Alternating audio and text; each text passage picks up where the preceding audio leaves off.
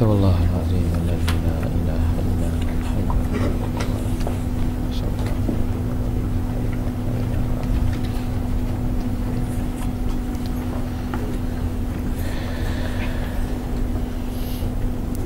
Assalamualaikum warahmatullahi ta'ala wabarakatuh.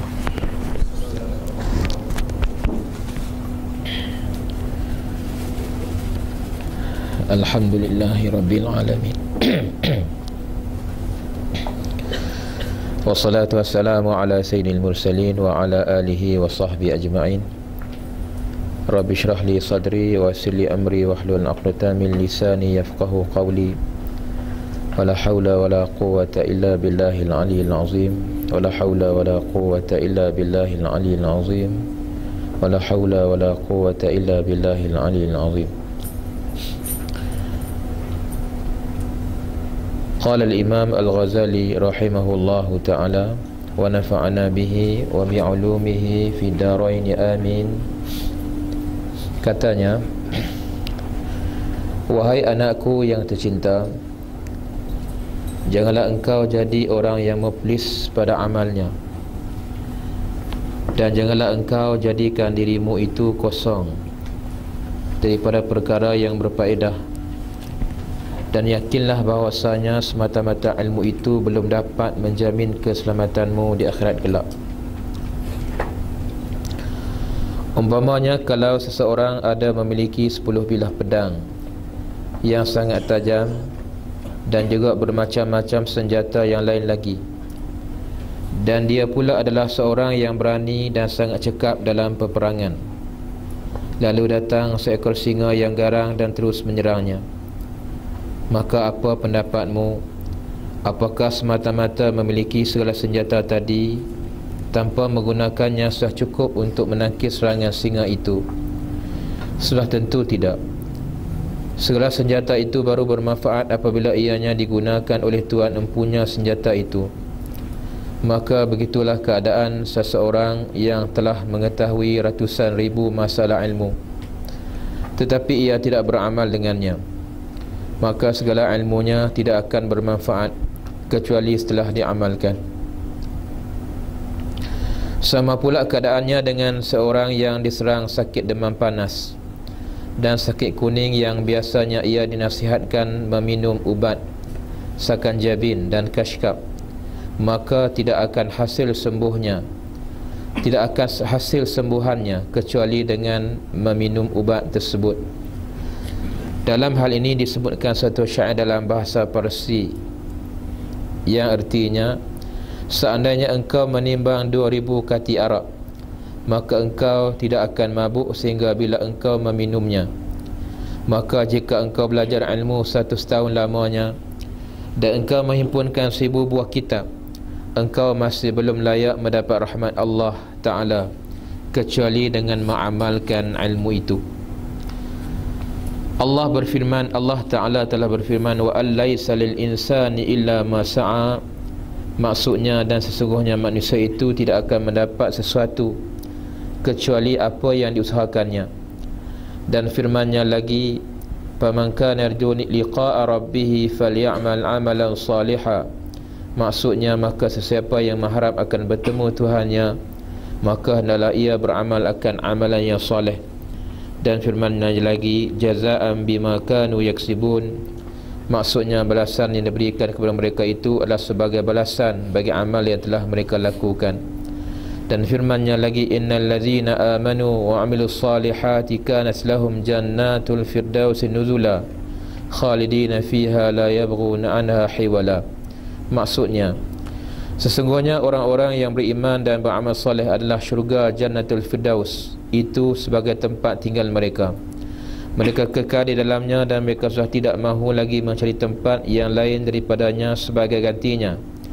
Dan firman-Nya lagi, illa man taba wa amana wa amila amalan salihan. Maksudnya, kecuali artinya tidak masuk neraka orang yang bertaubat dan beriman serta beramal dengan amal yang soleh. Dan apakah yang engkau kata berkenaan dengan hadis ini apabila engkau tidak beramal dengan ilmu engkau? Hadis itu ialah, bunyal islamu ala khamsin, syahadati an la ilaha illallah wa anna muhammadar rasulullah wa iqamis salah wa ita'iz zakah wa shaum ramadan wa hajjil baiti liman istata'a ilaihi sabila. Maksudnya Islam itu diasaskan atas 5 perkara. Penyaksian bahawa tidak ada Tuhan kecuali hanya Allah, dan bahawa Muhammad itu Rasulullah, mendirikan sembahyang, mengeluarkan zakat, berpuasa di bulan Ramadan, mengerjakan haji ke Baitullah bagi mereka yang mampu pergi ke sana. Maka iman itu ialah perkataan dengan lidah, membenarkan dengan hati, dan beramal dengan anggota. Dan dalil yang menuntut kita supaya beramal itu sangat banyak sekali, sehingga tidak dapat dihitung banyaknya. Dan walaupun seseorang hamba itu masuk syurga hanya dengan rahmat dan kemurahan Allah Ta'ala, namun rahmat dan kemurahan itu didapatkan setelah seseorang hamba itu mempersiapkan diri dengan ketaatan dan ibadat, kerana rahmat Allah itu dekat kepada hamba-hambanya yang berbuat baik. Seandainya ada orang berkata masuk syurga itu hanya dengan semata-mata beriman, maka kami menjawab, memang begitu. Tetapi bilakah seseorang itu dapat sampai ke sana dengan selamat, yakni masuk syurga? Dan berapa banyakkah halangan dan dugaan yang besar-besar yang mesti dilaluinya sebelum sampai ke sana? Maka dugaan pertama yang mesti dilaluinya ialah dugaan iman itu sendiri. Apakah ia pasti selamat daripada tercabut iman sehingga ke akhir hayatnya?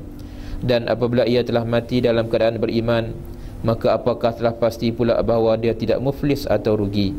Dan berkata Imam Hasan Al-Basri rahimahullahu ta'ala, Allah berfirman kepada hamba-hambanya pada hari kiamat nanti, masuklah kamu ke dalam syurga dengan rahmatku, dan tentukanlah kedudukan kamu masing-masing mengikut amalan kamu. Alhamdulillah, semua yang hadir pada malam ini, moga-moga kedatangan kita ni dirahmati oleh Allah Subhanahu wa ta'ala dan merupakan suatu amal soleh untuk kita bersama. Nasihat yang diutarakan kepada kita tadi adalah merupakan nasihat daripada kitab Ayyuhal Walad, yang diberi tajuk sebagai ilmu itu tidak bermanfaat kecuali bila sudah diamalkan. Belajar banyak tetapi tidak mendapat apa-apa. Kita yang belajar di peringkat universiti, kita mesti ingatlah kita ada tanggungjawab yang akan dipersoalkan oleh Allah Subhanahu wa ta'ala. Kita sudah tentu semestinya telah pun selesai apa yang disebut sebagai fardu ain. Yang kita belajar sekarang ni, kita berada di peringkat yang disebut sebagai fardu kifayah. Inilah sebenarnya merupakan pembahagian ilmu yang betul mengikut tradisi ulama Islam. Bukan kita membahagikan ilmu itu kepada ilmu dunia dan ilmu akhirat. Itu kurang betul. Sebab yang dikatakan ilmu dunia juga, dia sebenarnya adalah merupakan sekumpulan ilmu yang dimasukkan sebagai ilmu-ilmu fardu kifayah, yang kesemuanya juga itu menyampaikan kita kepada negara akhirat. Jadi atas dasar tujuan itulah, maka kita baca kitab ini dengan tujuan untuk memberi manfaat, untuk memberi semangat kepada kita dalam beramal ketika mana kita sudah pun mempunyai ilmu. Belajar banyak tetapi amalan kita macam mana? Ini kita kena tanya diri kita masing-masing lah. Setiap satu kalimah, setiap perkataan, setiap ilmu yang kita dapat, kita akan dipersoalkan oleh Allah Subhanahu wa ta'ala pada hari kiamat nanti. Apakah kita telah pun beramal dengan ilmu itu ataupun tidak? Dan manfaat kepada orang yang beramal dengan ilmunya itu juga mempunyai manfaat yang banyak. Di antaranya hadis ada menyebut tentang Allah Subhanahu wa ta'ala akan mewariskan kepadanya ilmu yang dia tidak belajar. Man amila bima alima warasahullahu ilma ma lam ya'lam, atau kama qala Rasulullah sallallahu alaihi wasallam. Barang siapa yang dia beramal dengan apa yang dia belajar, maka Allah Subhanahu wa ta'ala akan memberi kepadanya ilmu yang dia tidak belajar. Itulah yang dikatakan sebagai ilmu hikmah. Yu'til hikmata man yasha wa man yu'tal hikmata faqad utiya khairan katsira. Seseorang itu akan diberi oleh Allah suatu ilmu yang disebut sebagai hikmah. Hikmah ni boleh disebut sebagai keupayaan dalam memahami sesuatu, bijak dalam keadaan yang macam mana pun dia bijak, dia mampu berdepan, dia mampu mengeluarkan hujah. Kalau berdepan dengan musuh pun dia mampu mematahkan hujah-hujah musuh. Kalau dalam perdebatan, kalau dalam muzakarah, macam Syekh Zaki Naik, macam Ahmad Didat itu, saya merasakan itu di antara hikmah-hikmah yang Allah Subhanahu wa ta'ala berikan kepada mereka. Mereka mampu untuk mematahkan hujah-hujah musuh-musuh Islam. Jadi kadang-kadang kita tak sangka-sangka Allah Subhanahu wa ta'ala memberi ilham kepada kita. Ini dikatakan hikmah dan ilham itu sebenarnya adalah merupakan anugerah Allah Subhanahu wa ta'ala kepada orang yang menjaga ilmu, bukan setakat meriwayatkan ilmu. Ada orang yang ada ilmu tapi dia boleh cerita, tapi dia tak beramal dengan ilmu dia. Ini dikatakan orang yang tidak jaga ilmunya. Kun lil ilmi ru'atan wa la takun lil ilmi ruwatan. Kamu hendaklah jadi bagi ilmu itu sebagai penjaga, bukan jadi untuk ilmu itu sebagai periwayat, tukang cerita. Macam kita ceritalah, cerita tentang manisnya ilmu tasawuf tapi tak beramal dengan tasawuf. Dia boleh cerita tentang khusyuk tapi dia tidak boleh mendapat apa itu khusyuk. Sayanglah. Jadi sebab itulah untuk mendapat benda-benda yang macam tu, yang dikatakan hikmah, ilham dan sebagainya, ini tak dapat tidak kita mesti menjaga ilmu kita. Kita mesti beradab ketika mana kita mempelajari, dan kita juga mesti beradab dengan beramal setelah mana kita dapat ilmu tadi. Sebab itulah di zaman yang dikatakan tiadanya guru-guru yang mursyid, maka kita dituntut supaya banyak membaca kitab-kitab seumpama kitab Al-Imam Al-Ghazali rahimahullahu ta'ala. Sebab kebanyakan kitabnya ini bukan setakat mengajak kita supaya beramal, tetapi kebanyakannya juga mengajak kita supaya beradab dalam melakukan amal. Dengan keberkatan adab itu, maka kemungkinan amal yang sikit itu kita akan mendapat anugerah pahala yang lebih, mendapat manfaat yang lebih di sisi Allah Subhanahu wa ta'ala. Jadi yang saya tertarik tadi di awalnya, Imam Ghazali menekankan kepada kita supaya kita ni janganlah jadi orang yang muflis pada amalnya. Jangan buat amal yang banyak ataupun tak beramal langsung. Amal yang banyak jadi muflis juga ketika mana kita membatalkan amal itu dengan amalan-amalan kita yang bercanggah dengan ilmu kita. Macam ada hadis yang ditanya oleh Nabi, apakah wahai sahabat semua mengetahui siapakah yang dikatakan sebagai golongan yang muflis? Maka di kalangan mereka pada ketika itu ada menjawab kepada Nabi, iaitulah orang yang tidak ada duit dirham dan duit dinar. Lalu kata Nabi, bukan. Sebenarnya yang dikatakan al-muflis man ata bisiyamin wa salatin wa zakatin, walakin madha, walakin qad syatama hadha wa qazafa hadha wa daraba hadha wa akala mal hadha ila akhirih. Jadi berdasarkan hadis itu, orang itu walaupun dia melakukan solat, puasa dan sebagainya, tetapi dalam masa yang sama dia tidak menjaga adab-adab dan peraturan-peraturannya yang lain. Dia melakukan qazaf, dia melakukan mengumpat, dia memukul orang lain, dia memarahi orang lain, maka kesemuanya itu menyebabkan amalan-amalannya itu seolah-olah menjadi kosong. Segala pahala amalannya itu diambil lalu diberi kepada orang yang dia umpat, diberi kepada orang yang dia pukul, diberi kepada orang yang dia khianati, yang dia zalim dan sebagainya. Ini berdasarkan apa yang Nabi sebut. Walaupun orang itu ada amal, tapi amalnya kemudiannya menjadi kosong. Ataupun yang dikatakan orang yang muflis ini memang orang tu ada ilmu tapi memang kosong amalnya, memang tak ada langsung. Ini juga termasuk dalam orang yang dikatakan sebagai muflis pada amalnya. Dan janganlah engkau jadikan dirimu itu kosong daripada perkara yang berfaedah. Setiap waktu, setiap masa sangat bernilai. Orang Melayu kata masa itu bagaikan masa itu emas, ya. Tapi orang Arab kata al-waqtu kasayfi. Orang Arab ni dia suka berjihad. Orang Melayu ni suka sangat mah-mah ni. Dia tak sama, ya. Jadi sebab itulah orang Arab dia kata al-waqtu kasayf. Waktu itu seumpama pedang. Kalau kamu tak ambil, tak potong, maka pedang itu dia akan potong kamu. Idza lam taqta'hu qata'ak. Kalau kamu tak potong dia, maka dia akan potong kamu. Jadi kena cepat-cepatlah ambil waktu yang ada. 4 tahun belajar di universiti sekejap saja. Masuk tahun 2, tahun 3. Tahun 3 dah sibuk dah. Tahun 4 dah pun nak habis dah. Tengok-tengok tak dapat apa. Apakah bekalan yang akan kita bawa kepada masyarakat suatu masa nanti?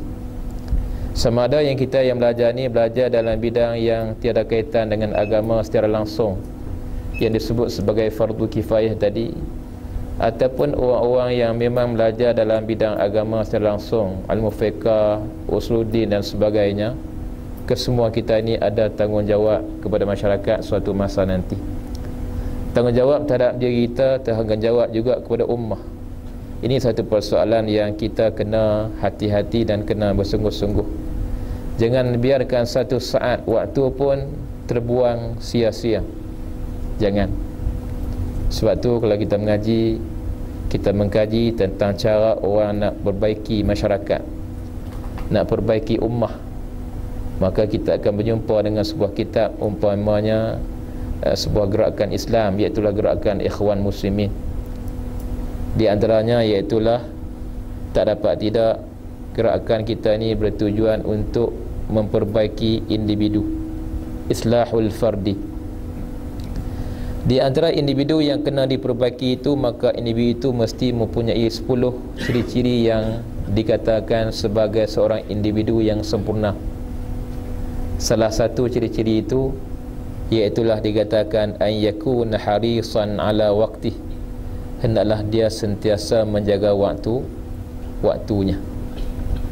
Jadi kalau kita ambil ciri tersebut, kita letakkan kepada kita tengoklah kita ni macam mana dengan waktu kita. Apakah kita jaga ataupun tidak. Itu kalau ikut cara gerakan Islam zaman moden. Kalau ikut cara ulama-ulama tasawuf, ketika mana mereka itu mengangkat tangan, memasukkan nasi dalam mulut, telan nasi. Lepas telan nasi itu, ketika itu setiap kali telan nasi itu subhanallah, astaghfirullah. Kenapa subhanallah, astaghfirullah ni? Astaghfirullah kenapa? Di kalangan mereka itu mungkin ada beri jawapan, kata dia ketika mana telan nasi tadi tak sempat nak zikir kepada Allah Ta'ala. Hebat tu. Nak jaga apa tu? Nak jaga waktu. Nak jaga waktu, tak mau satu saat, satu detik waktu pun tidak berfaedah. Ini dikatakan apa yang terdapat, kita katakan diamalkan oleh para ulama-ulama Islam, orang-orang yang sangat menjaga waktu mereka, yang mereka ni tak mau satu saat waktu pun tersia-sia begitu sahaja. Jadi alhamdulillah, kita yang hadir pada malam ini merupakan Allah Subhanahu Wa Ta'ala beri hidayah, beri taufik, bagi inayah, kita dapat datang. Termasuk kita ni dalam kalangan yang insya-Allah orang yang tidak mensia-siakan waktu kita. Perhatilah kawan-kawan kita waktu ni buat apa? Kesana ke sini, buang masa begitu saja, makan, minum, sembang, habis masa begitu saja. Tapi alhamdulillah, ini satu anugerah Allah Subhanahu Wa Ta'ala kepada kita. Dan yakinlah bahwasanya semata-mata ilmu itu belum dapat menjamin keselamatanmu di akhirat kelak. Ilmu banyak, tapi kalau tak beramal belum tentu selamat di akhirat nanti. Bahkan orang yang ada ilmu tak beramal dengan ilmunya, mereka ni sebagaimana yang kita dengar diberitakan oleh para ulama Islam. Ibn Ruslan dalam matan Zubatnya mengatakan orang ni akan disiksa lebih dahulu daripada abidul wasan, daripada penyembah berhala. Ini di antara orang-orang yang ada ilmu tidak beramal dengan ilmu mereka. Banyak ayat Quran, banyak hadis sebagainya yang menghendaki kita beramal dengan apa yang kita dapat. Di akhir ini Imam Ghazali menyatakan tentang satu hujah. Mungkin orang mengatakan kita dah pun beriman, iman itu dah pun cukup. Maka kata Imam Ghazali, belum tentu.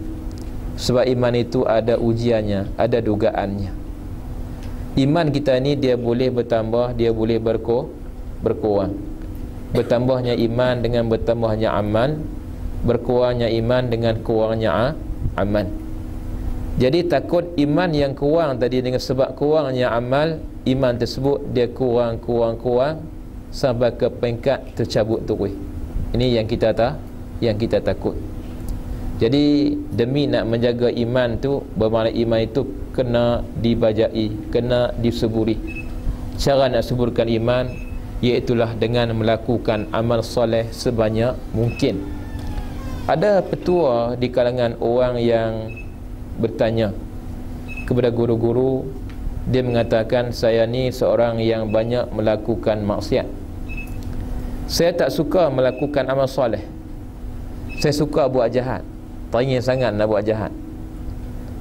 Jadi guru ni menasihati, dia kata, kalau kamu nak buat kebaikan, kalau kamu ni nak tinggalkan kejahatan kamu tak tahu cara macam mana nak buat, nak tinggalkan kejahatan kamu tak tahu caranya, sebab dah suka sangat dengan kejahatan tadi, maka kata guru tersebut, cara nak tinggalkan kejahatan itu ialah dengan caranya kamu memperbanyakkan melakukan amal soleh.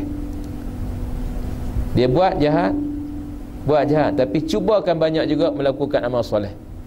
Sebab amal soleh yang banyak-banyak ni, dia akan menyebabkan orang tu nanti dia tiada masa untuk melakukan amal kejahatan. Dan lama kelamaan orang tersebut akan meninggalkan terus amal jahat tersebut. Dan di akhir itu kita ingatlah kata-kata Al-Imam Hasan Al-Basri rahimahullahu ta'ala, salah seorang ulama tabi'in. Ini bukan Husain Al-Basri. Kalau Husain Al-Basri itu ulama Mu'tazilah, salah seorang pengarang kitab usul fiqh. Ini Hasan Al-Basri, ulama tabi'in. Al-Basri itu nisbah kepada Basrah. Nisbah kepada Basrah bermakna dia tinggal di bandar Basrah. Dan kita tahulah bandar Basrah itu bandar di kawasan mana? Di Iraq. Zaman itu, zaman tabi'in, zaman yang masih lagi dianggap sebagai zaman salaf. As-salaf yang kita faham ini merupakan sebaik-baik zaman yang ada di kalangan umat Islam. Dalam sejarah Islam yang panjang, inilah yang dikatakan sebagai zaman yang terbaik, yang disebut sebagai salaf. Berdasarkan hadis, khairul quruni qarni, sebaik-baik zaman itu ialah zaman aku. Summal ladzina yalunahum, summal ladzina yalunahum. Maksud zaman Nabi itu zaman yang ada sahabatlah, sahabat Nabi. Lepas itu lepas zaman sahabat, zaman tabi'in, dan lepas itu zaman tabi'in. Ini tiga zaman yang dianggap sebagai zaman yang baik dengan perakuan baginda Nabi Muhammad sallallahu alaihi wasallam. Jadi salah seorang ulama yang baik ini dikenali sebagai Hasan Al-Basri rahimahullahu ta'ala. Ini bukan calang-calang ulama. Ini bukan calang-calang ulama. Kita ni berada di abad ke-21, bermakna sebelum kita ni dah tak tahu berapa ramai ulama yang ada. Kalau kita alim pun, kita ingat di sana ada orang lebih alim. Wa fawqa kulli dhi ilmin alim. Atas setiap orang yang alim itu ada lagi yang alim. Yang paling alim sekali adalah Allah subhanahu wa ta'ala. Jadi kita tidak boleh sombong dengan ilmu kita, tidak boleh bongkak, tidak boleh angkat diri, tidak boleh keras kepala dan sebagainya. Kena dengar juga nasihat orang, kena berkawan juga dengan sahabat-sahabat sebab berkawan ni dia boleh menjadi nasihat kepada kita. Maka yang dikatakan zaman salaf ini salaf ya, bukan salafiyah. Salafiyah lain. Kena faham tu. Dia ada beza di antara salaf dengan salafiyah. Kalau kita buka kitab-kitab lama, salafiyah tu tak pernah digunakan pun oleh ulama-ulama dulu. Bermakna perkataan salafiyah tu merupakan satu istilah baru yang mula wujudnya pada abad ke-20, 21 ni adalah istilah salafiyah. Dulu tak ada pun. Salafiyah ini bukan. Salaf lain. Salaf itu dia dikatakan sebagai marhalatun zamaniyatun mubarakah. Ini yang dinyatakan oleh almarhum Syekh Said Ramadan Al-Buti dalam kitabnya As-Salafiyah. As-Salafiyah itu merupakan as-salaf ialah as-salaf marhalatun zamaniyatun mubarakah, satu peringkat masa yang diberkati, salaf. Tapi Syekh Said Ramadan Al-Buti ini dia menamakan bukunya sebagai As-Salafiyah. Maksudnya di situ dia menisbahkan kepada zaman dululah. Tapi As-Salafiyah itu yang dikenali sebagai kumpulan yang dianuti oleh orang-orang tertentu, ini bukan ada zaman dulu. Satu istilah barulah. Dia ada cara pemikirannya yang tersendiri. Tengok pakai jubah tu tinggi tu, janggut pun satu macam, mungkinlah cara-caranya tentu, pakaiannya satu macam tentulah. Adalah cara-cara dia. Dan kita juga kena faham As-Salafiyah Mu'asirah itu pula terbahagi kepada pelbagai aliran. Ada yang sederhana, ada yang melampau, ada yang hanyalah mengutamakan soal-soal jihad, soal-soal politik dan sebagainya. Wallahu a'lam lah. Yang berlaku kepada Said Ramadan Al-Buti itu kita tak berani nak katalah, sebab suasana itu suasana perang. Kita pun tak tahu nak kata lah. Tetapi ada orang mengatakan dia dibunuh oleh kumpulan salafiyah yang melampau. Wallahu a'lam. Kita tak berani nak katalah. Sebab itu suasana perang. Walaupun Said Ramadan ini mempunyai perbezaan pendapat dalam kes yang berlaku di Suria, tetapi dia merupakan seorang ulama yang tetap dihormati di sudut ilmunya, di sudut jasanya. Jadi kematiannya itu kematian yang cara macam tu kita sama-samalah bersetuju dengan apa yang dinyatakan oleh Dr. Ali Jumaah, yang menyatakan dia ni hidupnya sebagai seorang yang mulia dan matinya mata syahidan, matinya juga sebagai seorang yang syahid, insya-Allah. Baik. Allah berfirman kepada hamba-hambanya pada hari kiamat nanti, kata Imam Hasan Al-Basri, masuklah kamu ke dalam syurga dengan rahmatku, dan tentukanlah kedudukan kamu masing-masing mengikut amalan kamu. Kita masuk syurga bukan dengan amalan kita, tetapi kita masuk itu dengan rahmat Allah. Kalau masuk dengan amalan, itu menjadi hujah. Kita boleh berhujah dengan Allah. Ya Allah, aku solat. Ya Allah, aku puasa. Hak aku untuk masuk syurga. Kita tidak boleh mendakwa macam itu. Semuanya adalah merupakan rahmat Allah Subhanahu wa ta'ala. Tetapi kenapa pula dengan amalan kita? Kalaulah kita masuk syurga memang dengan rahmat Allah, macam mana pula dengan kedudukan amalan kita? Amalan kita itu, kata Imam Hasan Al-Basri, hanyalah setakat menentukan kedudukan kita di dalam syurga. Kan syurga itu juga dia ada pangkat-pangkatnya, yang VVIP-nya, yang VIP-nya, yang orang besarnya, orang kanannya, orang kayanya, orang yang biasanya. Dia ada pangkat-pangkat ni. Jadi berdasarkan pangkat-pangkat ini ditentukan oleh apa? Ditentukan oleh amalan yang kita lakukan. Jadi sebab itulah kita diminta supaya memperbanyakkan amal. Jangan mensia-siakan sebarang amal yang dianggap sebagai kebaikan. Walaupun kebaikan itu kita pandang sikit saja. Sebab Nabi juga mengatakan, la takhiranna minal ma'rufi syai'an. Jangan kamu pandang enteng walaupun amalan itu nampaknya kecil. Bahkan Nabi juga mengatakan, ittaqin nar, walau bisyaqi tamrah, hendaklah kamu takut apa akan api neraka